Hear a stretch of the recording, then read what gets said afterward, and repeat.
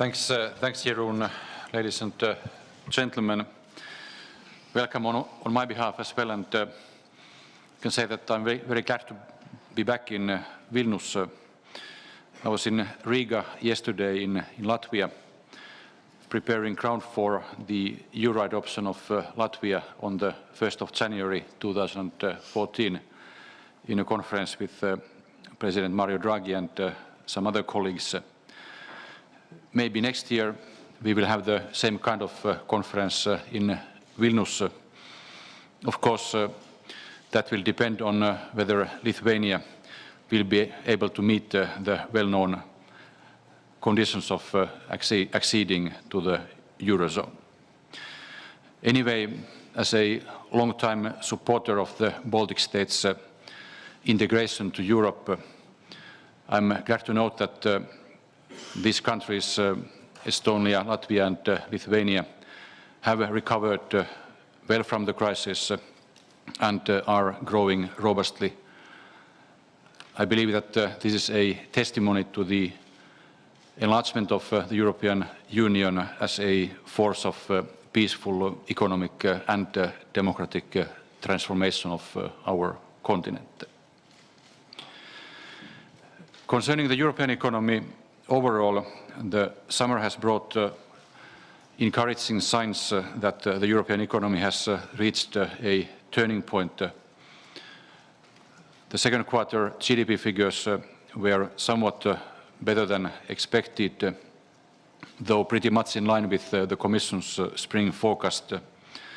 And in line with that, a gradual economic recovery is taking root in Europe, which we expect to grow firmer in the coming months and stand on a more solid footing and pick up speed in the course of next year, 2014. But certainly, this is no time of shouting that the crisis is over. That is clearly premature. And I see that the key risk is to this recovery is complacency. Complacency in policy and complacency in terms of reforms. And complacency is a luxury that we simply cannot afford. Unemployment remains at dramatic levels in some countries of Southern Europe. Many households and businesses, especially SMEs, are still struggling to obtain affordable credit. And therefore, much more needs to be done to remove the bottlenecks of economic growth that are holding us back still for the moment. That's why it is essential to stay the course of reform and in some cases step up the reform of our economies for sustainable growth and job creation. In this regard, we have 3 months of very intense work ahead of us, both in the member states and at the European level. By the beginning of October, those countries which received new Council recommendations in July to correct their excessive deficits must take the necessary effective action to comply with those Council recommendations. They also need to concretize their plans for fiscal structural reforms. And by the 15th of October, by mid-October, Euro area countries must present their draft national budgets for next year for scrutiny to the Commission and to the Eurogroup.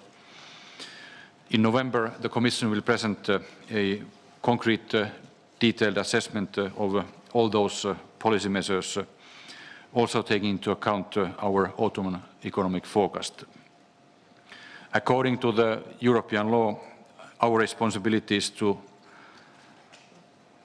scrutinize and make sure that the member states, the EU member states, especially the Euro area member states, practice what they preach in terms of economic and fiscal policies, in terms of fiscal policies and structural reforms. and that is for the sake of the sustainability of public finances and for the sake of sustainable growth and job creation. I would also like to provide you with some further guidance on the Eurozone's transition from crisis management to post-crisis management and post-program arrangements. In the coming 9 months, the programs in Ireland, Spain and Portugal are due to conclude. As you know, we also have important decisions to take concerning Greece. I can tell you that there will be no single rule or uniform pattern to be followed here. We will need to look very carefully at what the optimal solution will be in each case to ensure a successful exit. What is clear is that the objective in all cases will be to ensure financial stability, to strengthen economic recovery and to enable successful program exits for the countries concerned. And our intention is to prepare the necessary decisions together with our partners in the Troika, and of course within the frame of the Eurogroup, so that these decisions can be taken in good time. And finally, a word on the 5th anniversary of the collapse of Lehman Brothers, which tipped the world economy into the worst crisis since the Second World War. The financial crisis was not an act of God. I would have thought in 2008 that we would now have agreed on a single supervisory mechanism, and who would have thought then that we would have reformed and reinforced our economic governance over the Eurozone to the extent we have done. But we must never lower our guard, policymakers in national capitals, at the European level and in global forums like G20 and the IMF must remain vigilant so that the experience of the great financial crisis of September 2008 remains where it belongs to, in the history books.